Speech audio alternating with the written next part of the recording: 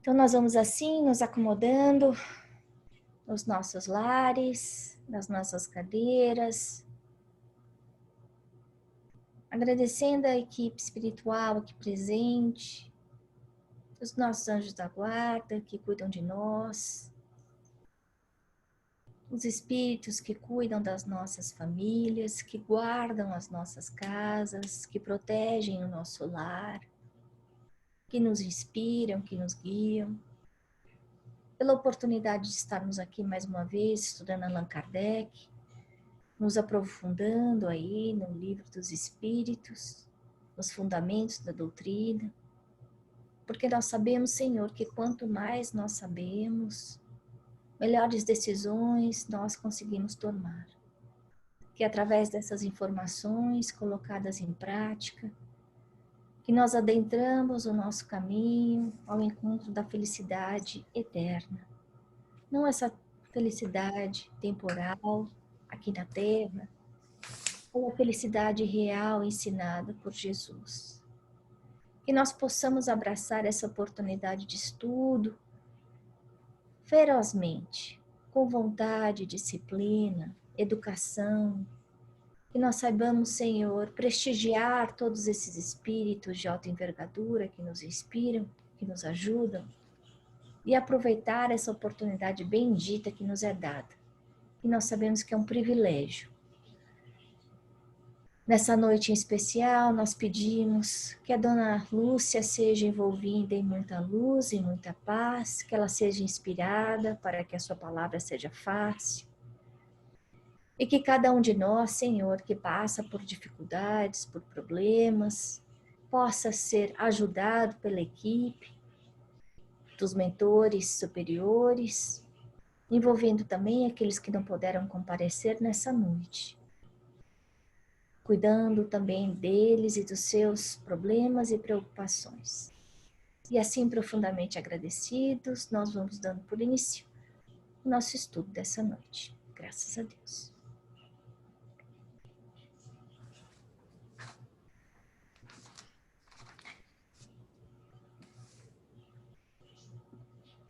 Então, preciso contar para vocês que quando fui preparar essa aula, tive a nítida impressão de que hoje o nosso encontro vai ser de repensar o pensamento já pensado.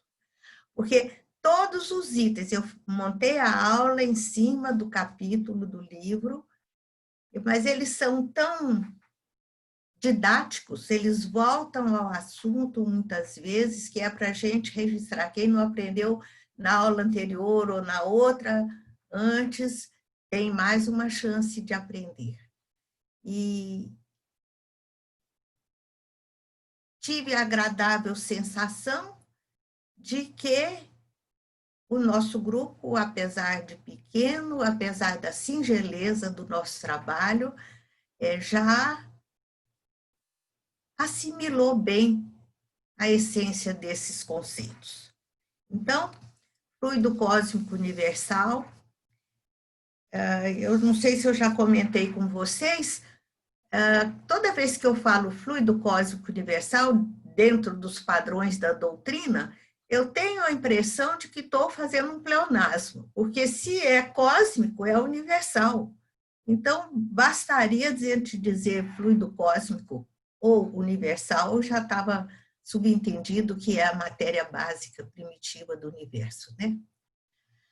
Vamos também abordar elementos gerais do universo, que também já vimos, e formação dos mundos. Nessa parte da formação dos mundos, eu procurei trazer alguma coisinha diferente para a aula não ficar naquela mesmice. Muito importante mesmo, tanto é que eu até enviei para vocês um texto falando sobre a humildade, porque quando a gente aborda esse tipo de assunto, quando a gente tem a pretensão de adentrar nesse território miraculoso, mágico, que é a criação universal, antes de tudo, é preciso que a gente tenha muita humildade. E aí eu fiz, nessa mensagem que eu mandei para vocês, eu fiz uma reflexão acerca da humildade, da importância da humildade da criatura em relação ao Criador, da importância da humildade da criatura em relação ao seu semelhante e da importância da humildade da gente com relação a gente mesmo. Se a gente não tiver esse olhar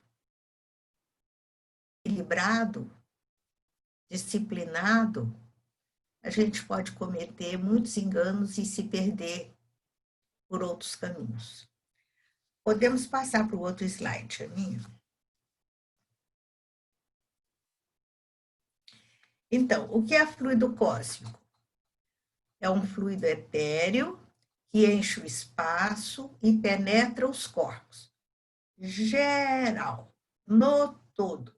É a matéria cósmica primitiva, geradora do mundo e dos seres. E nós vimos em aula anterior que o fluido cósmico se apresenta em diversos graus de ponderabilidade. Então, a ponta da escala seria a eterização ou imponderabilidade naquele nível que escapa aos nossos sentidos físicos. E a outra ponta, o da ponderabilidade, que é quando o fluido cósmico se torna tangível, a gente pode pegar, a gente pode medir, a gente pode pesar, né?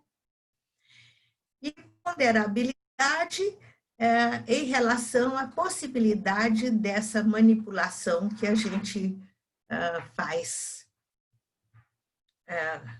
nesse trabalho. Recordo com vocês que esse item da ciência espírita, relativo ao fluido cósmico, é muito importante. Se a gente não estudar direitinho, se a gente não entender direitinho, não vai encontrar respostas, não vai acompanhar o raciocínio, as explicações de Kardec direito, como deve. Então, se vocês tiverem oportunidade, busquem na fonte maior, que é o livro Gênese, que é um livro misto ciência, espírita e filosofia, especialmente no capítulo 6 e também no capítulo 17. Então, tem tempo sobrando?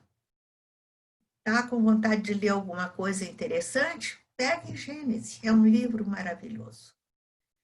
Então, continuando, o que é fluido vital? Este fluido etéreo é um fluido etéreo também, originário do fluido cósmico universal. Existe em todos os corpos vivos da natureza. Nós, quando falamos disso em aula anterior, até fizemos a comparação, singela, mas didática comparação, do fluido vital com combustível, que a gasolina é para o nosso carro, o fluido vital é para o nosso corpo orgânico. E, como tudo na vida, ele é um subproduto do fluido cósmico universal. É também denominado fluido magnético ou fluido elétrico animalizado. Isso está no Livro dos Espíritos, pergunta 65. Então, repito, fluido vital é o combustível, é a força motriz dos corpos orgânicos. Podemos passar para o outro. Então, fluido universal, a fonte maior, o primeiro degrau da criação, e do fluido universal se origina, entre outros mais, o fluido vital. Podemos passar para o outro. Então, o fluido cósmico é o gerador de tudo, é trabalhado, sofre influência de forças inerentes, de leis imutáveis, leis divinas que presidem as metamorfoses da matéria. Essas forças são várias, são diversas e têm muitos nomes, segundo as circunstâncias e os meios. Isto é, segundo a manipulação, a adequação que foi feito para criá-la, né? Então, citando ligeiramente, essas forças seriam a força da gravidade, da coesão, afinidade, atração, magnetismo, eletricidade, e outros fatores atuantes, como som, calor e luz. Vamos fazer uma pausa aqui para pensar direitinho. Deus é amor. A essência da vida é amor. A energia básica geradora de vida é o amor. E o amor se apresenta de múltiplas facetas, em múltiplas facetas. Até quando eu penso nisso, eu me lembro de uma comparação muito linda do amor com um brilhante lapidado. E assim, à primeira vista, quando a gente pensa em amor, a gente vai olhando as facetas e vai dizendo o amor patriótico, o amor filial, o amor paternal, enfim. A maneira como ele se apresenta no dia a dia da nossa vida. Mas na aula de hoje, nós estamos tendo a oportunidade de aprender que a força da gravidade, na sua essência, é uma manifestação do amor divino. A coesão, a afinidade, a atração, todas essas forças que atuam aí na nossa realidade existencial, é uma exteriorização do amor divino, preocupada conosco, preocupada com a vida, vida individual e vida planetária e vida cósmica, né? Não sei se vocês já tinham pensado, por exemplo, da força da gravidade como uma efetiva concretização de amor, magnetismo, eletricidade, essas fazem parte da nossa vida, fazem grande diferença, têm muita utilidade na nossa vida. Já pensaram se não existisse a força da gravidade, o que seria o caos que seria? Então, realmente, manifestações do amor de Deus. E a essência, o fluido universal, sofrendo a influência, a ação do amor divino, amor, força criadora do universo, dá diferentes frutos, esses diferentes frutos que nós estamos vendo aí. E a nossa química material, a gente sabe que miligramas de acréscimo de uma ou de outra substância, ou de acréscimo ou de retirada, faz com que surja um novo resultado. Quando falamos disso em aula passada, nós comparamos o universo como se fosse um grande laboratório de Deus, até simplifiquei e pedi para vocês pensarem numa cozinha. Na nossa cozinha, a gente pega ovo, farinha, açúcar, fermento, faz um bolo. Se a gente tira o fermento, sai um pudim. Se a gente aumenta a farinha, sai um biscoito. Não é assim? Os ingredientes sempre os mesmos, mas o resultado diferente de acordo com a manipulação. Além da quantidade e da variedade dos ingredientes acrescentados ou não, há a ação do calor, do frio, da eletricidade, do magnetismo, que transforma, que desencadeia novas respostas químicas àquele produto que está sendo elaborado. E eu coloquei aí como exemplo, para a gente lembrar disso, os remédios, da caixinha de xarope, de antibiótico, de qualquer remédio comum. Se vocês observarem, lá está escrito: convém guardar esse medicamento em lugar fresco, longe da luz, não expor a luz solar, porque o calor vai mudar a química do remédio, ele vai deixar de ser tão eficiente ou pode se transformar numa outra coisa.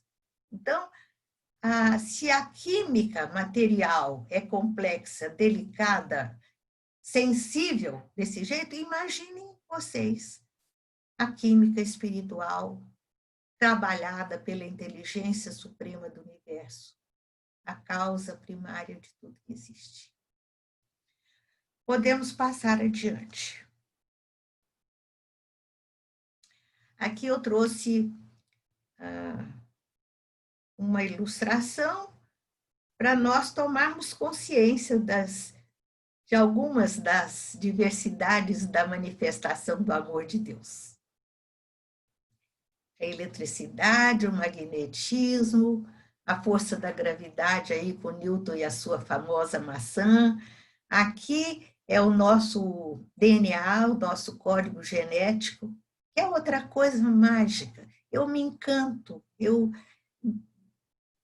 fico assim deslumbrada quando eu paro para pensar que nessa escadinha enroladinha, invisível aos nossos olhos, há um trabalho mais eficiente do que microfilme, do que chip, do que a gente puder imaginar nesse campo de arquivo, de registros. Na espiral do nosso DNA estão todas as nossas características físicas, psicológicas, espirituais. Já está programado aí direitinho se eu vou ser alto ou baixo, louro ou moreno, enfim, características de temperamento. É uma química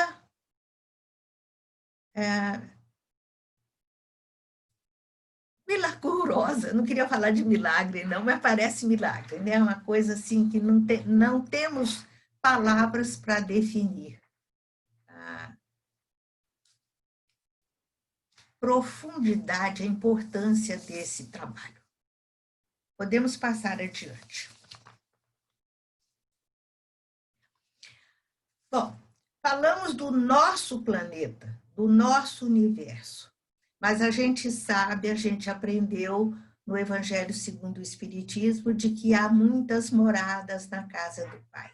Isso também cabe na nossa cabeça com uma lógica extraordinária, porque não teria nenhum sentido existir vida só no planeta Terra. Com todas essas galáxias, constelações, sóis, planetas, estrelas que existem por aí, não teria a menor lógica tudo isso ter sido criado só para enfeitar o céu, para a gente olhar de vez em quando, né?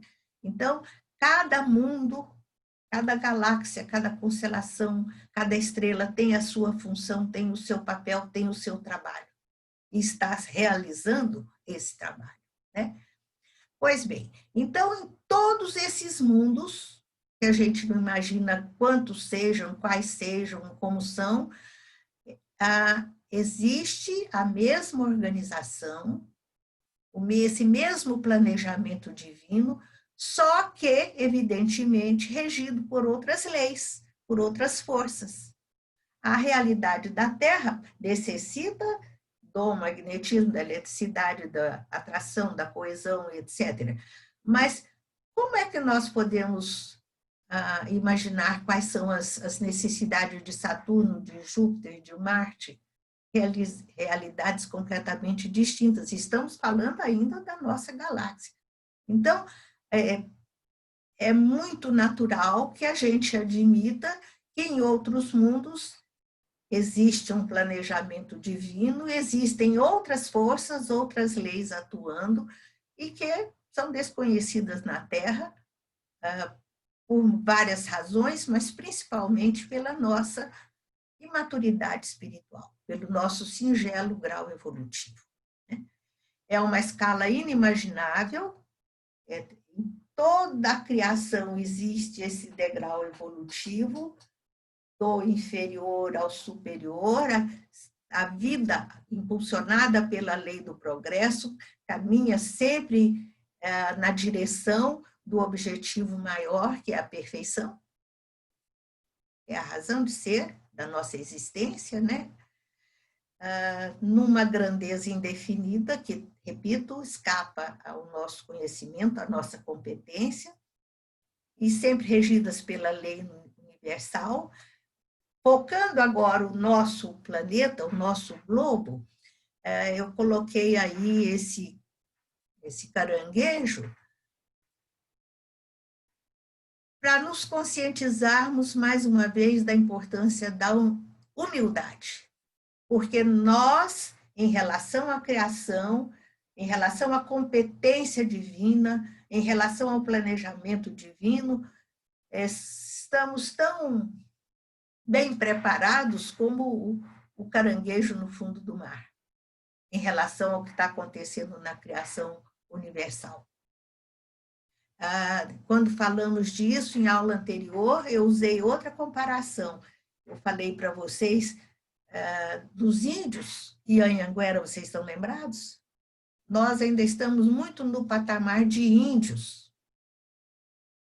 Desconhecemos a verdade, somos ignorantes. Ignorantes não no sentido pejorativo, mas no sentido de falta de conhecimento. Então, da mesma forma que os índios não souberam que o Anhanguera estava colocando fogo na pinga, e que pinga é combustível e pega fogo, nós, em relação à criação universal, não sabemos quase nada. Não vou dizer nada, porque alguma coisa a gente já sabe, mas realmente estamos ainda muito longe dessa compreensão maior acerca da grandiosidade da criação. Desconhecemos, inclusive, muito frequentemente, os próprios fenômenos terrestres. Tem muita coisa que acontece aqui na Terra, no nosso dia a dia, que a gente não entende. Então, não podemos ter a pretensão de querer entender o que acontece na dimensão espiritual ou na dimensão cósmica. Eu insisto muito nesse degrau de humildade, nessa postura de entender as nossas limitações, porque o orgulho, a vaidade, afasta o homem de Deus. Quando nós nos supomos donos da verdade, achamos que sabemos tudo, que o que eu penso é certo, então determinei, afirmei que Deus não existe, então acabou, não existe Deus. E a maioria dos materialistas estão nesse padrão de comportamento. Né? Então, o que a gente não entender, o que a gente não conseguir digerir bem, a gente vai na prateleira por uns tempos, mais a respeito daquele assunto, e vai dando um tempo para amadurecer, para a gente poder entender, porque a dificuldade está mais dentro do que fora de nós. Podemos passar para o outro.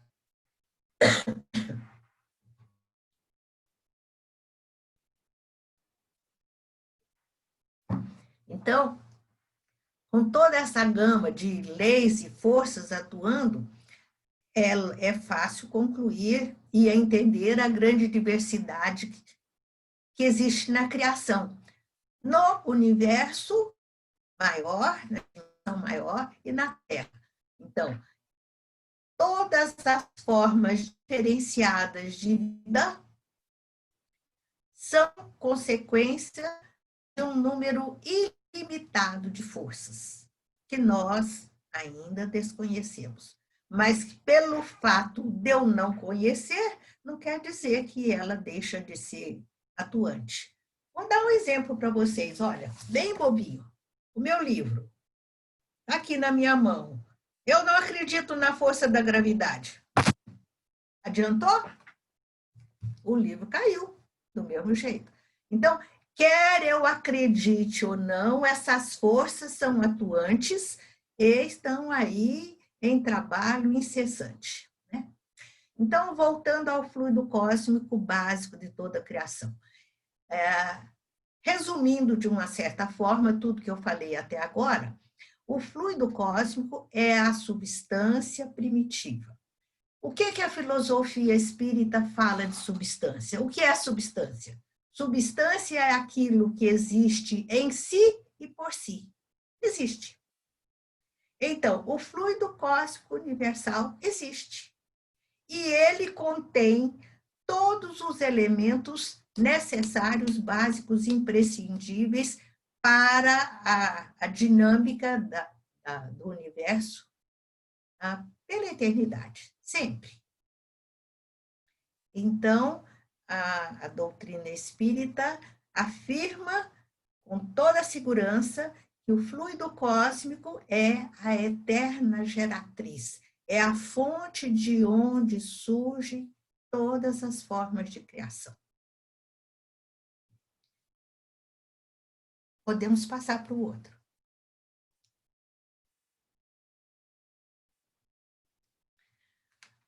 Então, o fluido cósmico, o plasma divino, presente em tudo na criação, dizem as religiões espiritualistas que é o hausto do Criador. O que é hausto? É hálito. Então, é aquela emanação divina. Potência divina geradora, geratriz de tudo que existe na nossa realidade existencial cósmica. É a base de todos os princípios do mundo, é a substância de onde provém esferas siderais. Incessantemente, o fluido cósmico dá luz a novas criações. Esse item também é muito importante para a nossa reflexão. Então, olhando a grandiosidade da criação, a realidade da nossa existência, nós não podemos pensar que Deus criou e parou. Não, ele cria incessantemente, ininterruptamente. Isso também eu já comentei com vocês em aulas anteriores. Na ocasião, até falei que é por isso que existem diferentes graus evolutivos em todos os reinos, mas que a gente observa com mais clareza entre os seres humanos, né? E esse fluido cósmico, essa substância divina, está difundida em todos os espaços interplanetários, desencadeando sempre ininterruptamente diversas combinações. Diversas, até é um adjetivo qualificativo pobre. Nós poderíamos reforçar dizendo ilimitadas transformações, multiplicidade de criações, né? O plasma divino sempre se renova, sempre cria, sempre forma novas criações, novos corpos, é pouco, novas criações. Podemos passar para o outro.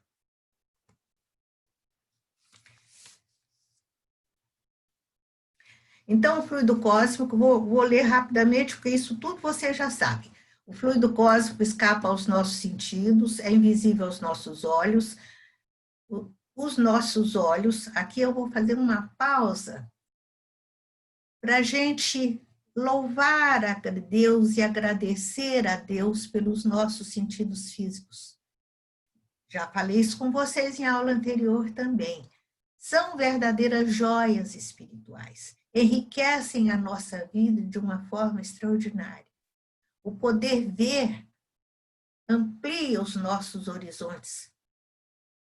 Mas, apesar da nossa visão ser essa bênção extraordinária, nós sabemos que ela tem limitações, né? Comentamos isso em aula anterior. A gente não vê a longa distância, a gente não vê no escuro.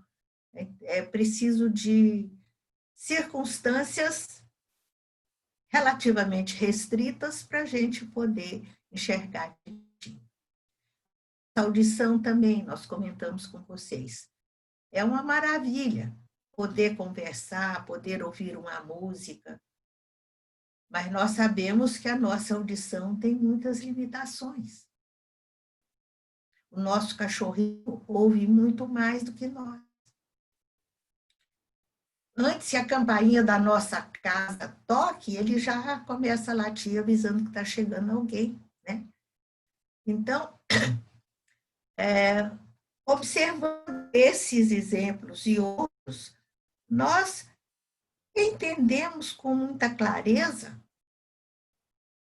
e humildade que não temos condições de enxergar todas as formas de criação do universo, todas as formas de matéria tangível, de matéria existente, porque se nesse exemplo que eu acabei de dar, até em relação à matéria tangível a gente tem limitações, então temos que caminhar devagar e entender, como diz Kardec lá em Gênesis, que em relação à vida espiritual, nós ainda estamos no patamar do cego de nascença.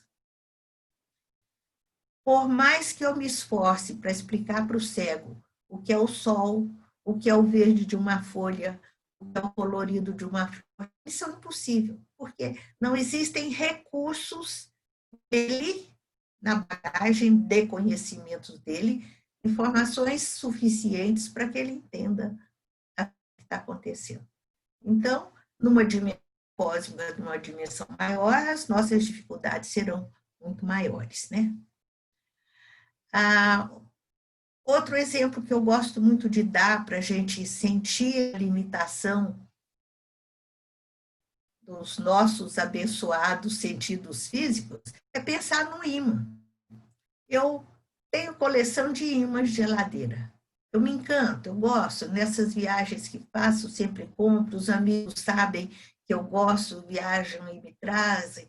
Cada vez que eu coloco um ímã na porta da minha geladeira, eu me lembro. O fluido magnético está aí, invisível e imponderável. A gente não cheira, a gente não pega, a gente não tem como constatar, mas ele gruda o ímã na geladeira direitinho, né? E uma força poderosa, o magnetismo, nós sabemos, há guindastes que, nas fábricas que levantam peças pesadas só com ímã. E a gente não vê. Então, é uma etapa completamente superada para nós querer acreditar só naquilo que a gente vê, né? Repito o exemplo já dado em aula anterior. Não vemos ondas de rádio, TV, fax, o raio-x que radiografa os nossos dentes, a nossa coluna e etc., né? E alguém diz que não existe? Impossível. Realidade invisível e imponderável, mas na nossa mente, no nosso raciocínio, indiscutivelmente concreta e provada, né? Então, sejamos humildes ao analisar a realidade existencial, em reconhecer que o nosso conhecimento e que as leis da matéria que nós conhecemos não explicam, não tem competência, condições para explicar tudo que existe na criação. Podemos passar adiante.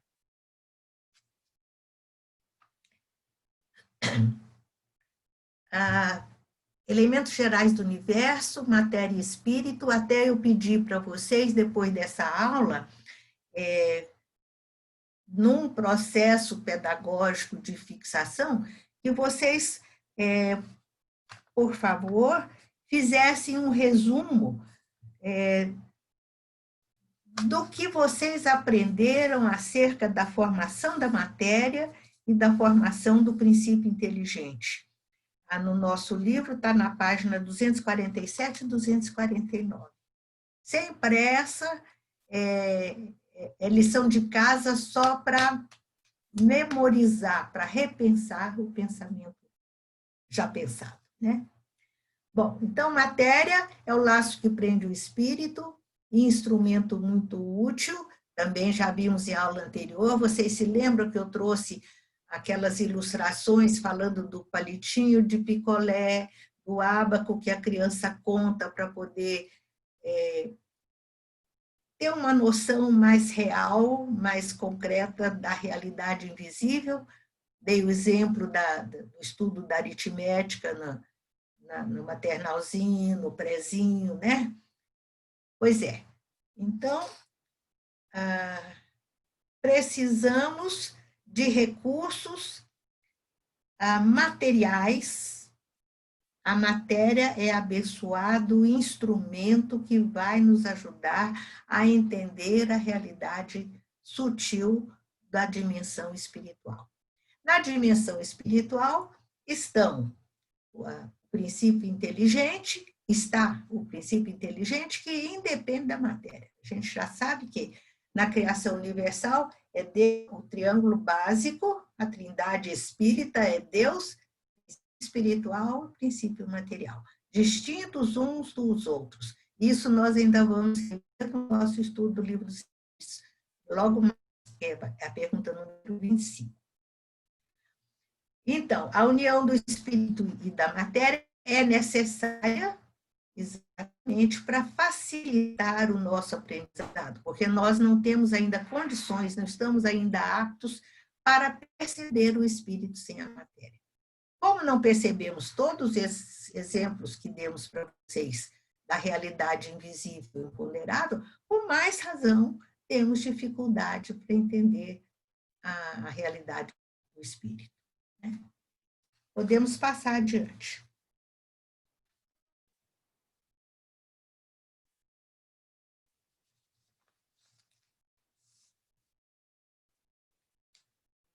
Oi, Ana, que foi?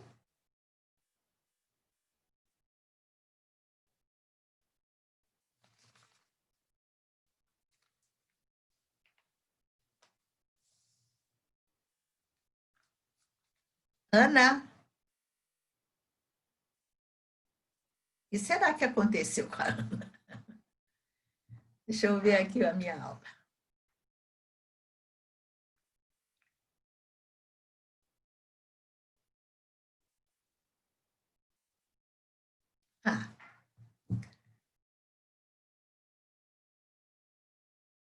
Isso nós já falamos, é o outro. Aí. Esse texto é muito importante, vamos ler pausadamente, procurando registrar a essência do que Kardec nos ensina na página 252. Um fato patente domina todas as hipóteses. Vemos a matéria destituída de inteligência e vemos um princípio inteligente que independe da matéria. A origem nos são desconhecidas. Se promanam ou não de uma só fonte, se há ponto de contato entre ambas, se a inteligência tem existência própria ou se é propriedade ou um efeito, se é mesmo, conforme a opinião de alguns, uma emanação da divindade. Por ora, nós caminhamos no terreno das hipóteses, das teses. Nós ignoramos, nós ainda não encontramos a resposta. Elas se nos demonstram como sendo distintas, matéria e espírito, né? Daí as considerarmos formando dois princípios constitutivos do universo. O texto está repetindo aquilo que eu acabei de falar acerca da trindade espírita. Vemos, acima de tudo isso, uma inteligência que domina todas as outras, que as governa, que se distingue delas por atributos essenciais. A essa inteligência suprema é que chamamos Deus. Muita lógica, a gente vê que realmente o ponto de partida de toda a criação é essa inteligência suprema. Vocês estão lembrados na aula que nós comentamos a tese filosófica de Descartes?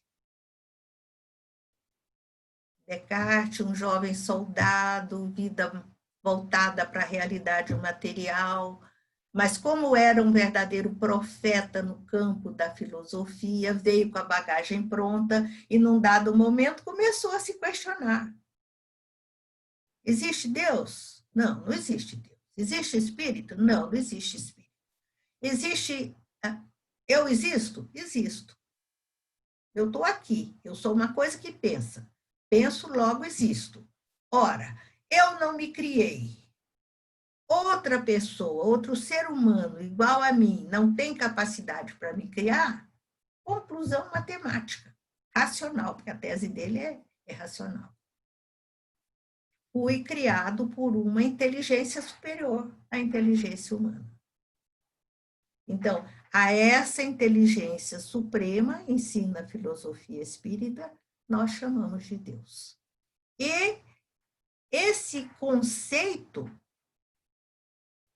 atualizado, racional de Deus, nos liberta daquele Deus antropomórfico, daquele Deus velho de barbas longas com o caderninho preto, tomando nota dos nossos pecados e decidindo se vamos para o céu ou para o inferno. Não, é a energia criadora.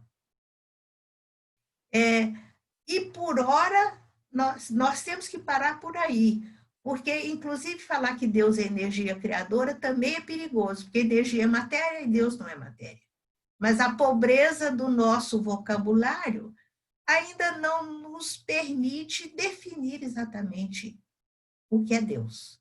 A melhor definição, a que mais se aproxima da realidade, como definição de Deus, é o amor.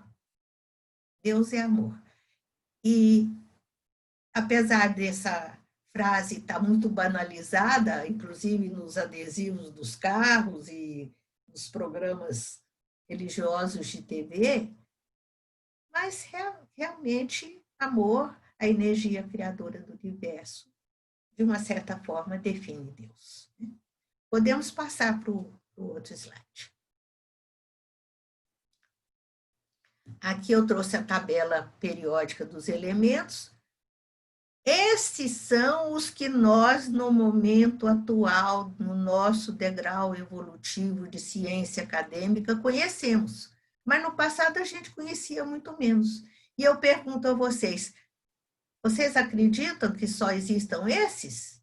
Não, tem muita coisa mais que existe e está atuando, e está criando, e está sendo transformada e misturada, e a gente nem desconfia. E está dando origem à nossa realidade existencial. Esse slide está aí para reforçar o nosso conceito de humildade. Podemos passar adiante. Kardec, no Livro dos Espíritos, diz: o universo abrange a infinidade dos mundos que vemos e dos que não vemos. Voltamos ao que afirmamos ainda há pouco. Existem muitas moradas da casa do Pai, existem planetas, mundos mais atrasados do que a Terra, mais evoluídos do que a Terra, e todos com seres animados e inanimados. Todos os astros que se movem no espaço, assim como os fluidos que o enchem. Então, a criação universal é imensa. Por mais que a gente queira entender, queira avaliar o seu tamanho, a sua grandeza, ainda não dá, ainda não conseguimos, né? E essa grandiosidade da criação, que nós acabamos de ver aí descrito por Kardec, fez a si mesmo? Saiu do nada? É obra do acaso? É obra do homem? Claro que não. Criação divina. Deus está em tudo. Então, nós vemos que para entender o que é a vida, o de onde viemos, o para onde vamos e todos os demais itens que constituem essa complicada equação, nós temos que estudar a doutrina, que no momento atual é o ápice, a fonte maior de informações possíveis no nosso grau evolutivo, né? E estudando o Espiritismo, apesar das nossas limitações, da singeleza dos nossos recursos, nós concluímos com facilidade. Tenho certeza que vocês já concluíram, que tudo que existe, do micro ao macrocosmos, é obra de Deus. Podemos passar para o outro. Uma ilustração da grandiosidade cósmica. Podemos passar adiante. Então, eu falei para vocês que Deus não trabalha e para. Não, Deus cria desde a eternidade, vem criando sempre, não poderia ser de outro modo.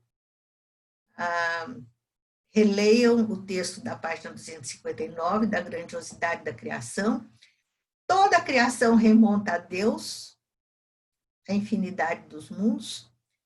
A oficina Laboratório Cósmico, que eu já comentei com vocês ainda há pouco. Então, do micro ao macrocosmos, Deus atua, Deus cria, como um cientista num laboratório, como nós na nossa cozinha, só que numa dimensão crística, né? Muito maior do que a gente consegue, crística não, divina, muito maior do que a gente consegue imaginar, né? E todo esse trabalho, porque as leis divinas são imutáveis, da mesma forma que não há nenhum seccionamento de etapas nesse trabalho cósmico, nós vimos que não existe na nossa caminhada evolutiva, os elos da corrente se unem e tudo flui, a vida flui com naturalidade, no seu ritmo, de acordo com o planejamento divino, repito, tanto em relação ao cosmos como em relação à nossa individualidade. E sempre supervisionado e impulsionado pelas leis divinas. Isso aí eu acho um detalhe muito importante. Então, com a sua capacidade extraordinária, inimaginável para nós, Deus não precisa ficar tomando conta de cada detalhe. Ele estabelece regras, ele estabelece as leis, e as leis atuam e acodem e supervisionam todos os momentos da criação, em todos os cantos do universo. Coloquei aí uma comparação muito singelinha, mas que faz a gente entender direitinho a importância e a atuação plena das leis divinas. É a comparação com a empregada. Eu contrato uma empregada, ela vem trabalhar na minha casa. No primeiro dia, na primeira semana, no primeiro mês, eu supervisiono, eu mostro para ela onde é que eu guardo cobertor, travesseiro, vassoura, como tempera a comida e etc. Mas se essa empregada ficar comigo 10 anos, 20 anos, não faz o menor sentido todo dia eu chegar para ela e dizer, olha, os travesseiros têm que ser guardados nesse armário, a comida tem que ser feita dessa forma. Não tem lógica. Então, o mesmo acontece com o planejamento divino em relação à criação. Estabeleceu as regras, as leis estão vigentes, estão atuantes. A coisa flui sem que a gente precise ficar ali pertinho, pegando no pé e cuidando de cada momento, né? A vontade divina, essa energia exteriorizada por Deus, pela vontade de Deus, faz com que tudo flua no seu ritmo adequado. Podemos mudar para o seguinte. Bom, então, falamos das diversas moradas na casa do Pai, falamos que existem, sabemos que existe uma equipe de espíritos de luz que trabalham em nome de Deus, que exercem numa potência maior o papel de co-criador que nós já temos, apesar do nosso singelo grau evolutivo, já comentamos isso com vocês anteriormente, né? Pois bem, para a criação do planeta Terra, Deus outorgou a responsabilidade para Jesus. Vejam uma coisa, tudo que Deus cria é eterno. Criou o princípio espiritual não morre, não acaba muito. Mas quando o trabalho é realizado pela equipe do segundo plano, mesmo quando é um espírito de uma envergadura como Jesus, é uma criação transitória, temporária. Transitória de milênios, mas tem um prazo de validade, porque está na dinâmica da matéria. Tudo que é material nasce, vive, cresce e morre, né? Tem começo e fim. Pois bem, então Jesus, que também tem a sua equipe de espíritos de luz que trabalham com ele, que a doutrina costuma chamar de engenheiros siderais. Jesus e sua equipe receberam de Deus a missão de criar a Terra. E exerceram esse trabalho, essa responsabilidade, desde quando a Terra, o planeta Terra, era uma nebulosa solar, uma bola de fogo incandescente. Ele e a sua equipe de colaboradores, esses espíritos puros que nós sabemos que estão aí atuando, cuidaram da Terra a cada etapa, promovendo, providenciando os recursos, a ajuda necessária, com precisão matemática, para que devagarzinho o planeta fosse tomando a sua forma, as camadas geológicas foram se acomodando. No momento em que foi possível, as formas de vida foram surgindo, as diversas formas características típicas do nosso planeta foram sendo manipuladas e acetadas. Podemos passar para o próximo. O surgimento da vida, claro, seguia um planejamento prévio. Porque se nós, num planeta de expiação e prova, já sabemos, já reconhecemos a importância do planejamento, e temos diversos tipos, métodos de planejamento, né, para que o trabalho seja bem realizado em tempo hábil e da melhor maneira possível, essa equipe espiritual, com mais razão, teve o seu planejamento divino, programou a etapa com seu trabalho específico. E quando aquela bola de fogo resfriou, quando a temperatura baixou, as condições do planeta Terra eram completamente diferentes das que nós temos hoje. Então, a doutrina espírita compara esse momento da criação a uma grande incubadora. As circunstâncias, temperatura e etc., eram específicas para o surgimento da vida. E as pessoas se perguntam, o que nasceu primeiro, o ovo ou a galinha? Nem o ovo, nem a galinha. Nesse momento, a grande incubadora, que era o planeta, recebeu uma sopa cósmica. Emmanuel fala de substância gelatinosa onde estavam depositadas as sementes da vida. E aí, naquele clima, naquela circunstância, naquela criação, e mais as energias, as descargas elétricas e as outras forças atuantes, desencadeou tudo isso ao mesmo tempo, atuando sobre essa sopa cósmica, fez surgir a vida nos 4 cantos do planeta, de acordo com as circunstâncias necessárias e dentro do planejamento feito.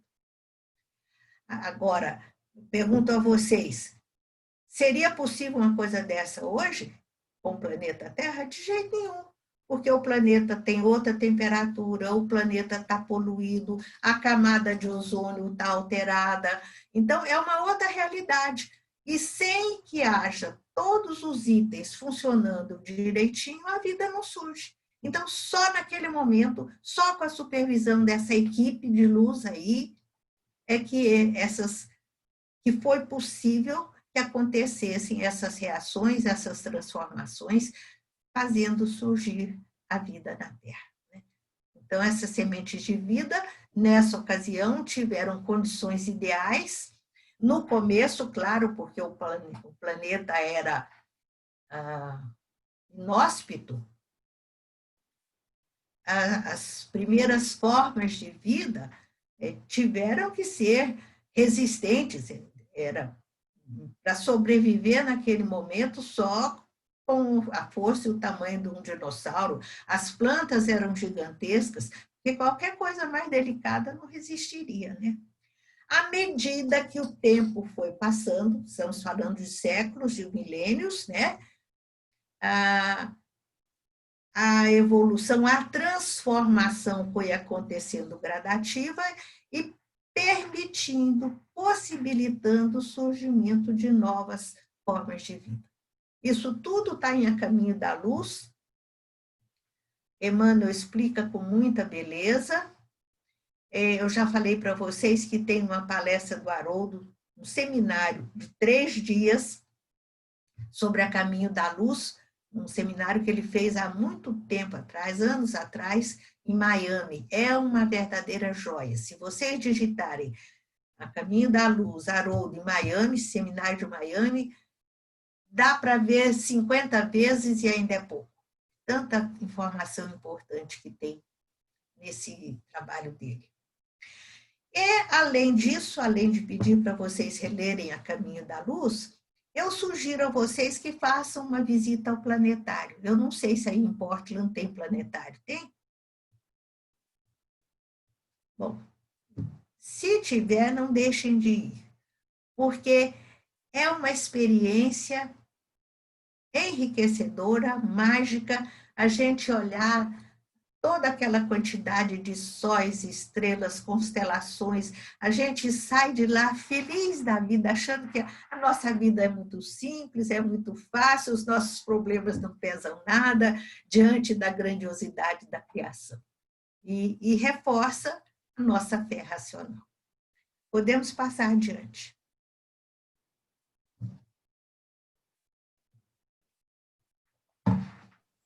Dona Lúcia, desculpa te interromper, mas só avisando que já são 8h34, tá bom? Pois é, esse é o último slide. Então tá bom. Então, a nossa doutrina é eminentemente ecológica, isso eu já tenho comentado com vocês outras vezes. Quando nos fala de criação divina, quando fala da trajetória do princípio inteligente, nós automaticamente aprendemos a respeitar a nossa morada. E ficamos mais conscientes para exercer o nosso papel de co-criador, de colaborador com Deus na criação. Das formas mais simples possíveis, seja reciclando o lixo, não poluindo o ar, não poluindo rios, não desmatando, a parte que nos compete, que a nossa competência permite, né? Mas, acima de tudo, mantendo na mente e nosso coração um imenso respeito à vida e gratidão a Deus acima de tudo. Então, se vocês tiverem alguma dúvida, por favor, mandem por escrito, tá bem?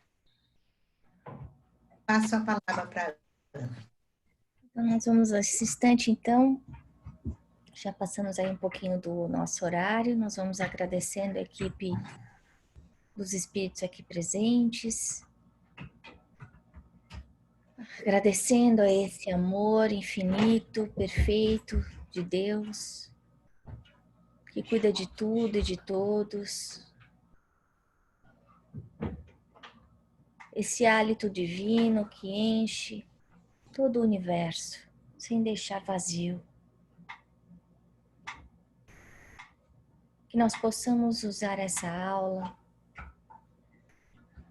como uma forma de lembrete para fortificar a nossa fé, sabendo que Deus está em toda parte, mas que principalmente Deus está dentro de nós. Agradecemos aos mentores amigos e a Lúcia pela palestra dessa noite. Pedimos mais uma vez a fluidificação das nossas águas, Que os mentores amigos cuidem das nossas famílias e dos nossos lares, da saúde física e da saúde espiritual. Que cuide do nosso planeta Terra, inspirando seus governantes e amparando todos os povos, levando paz, amor e luz. E assim vamos dizendo, graças a Deus, graças a Jesus.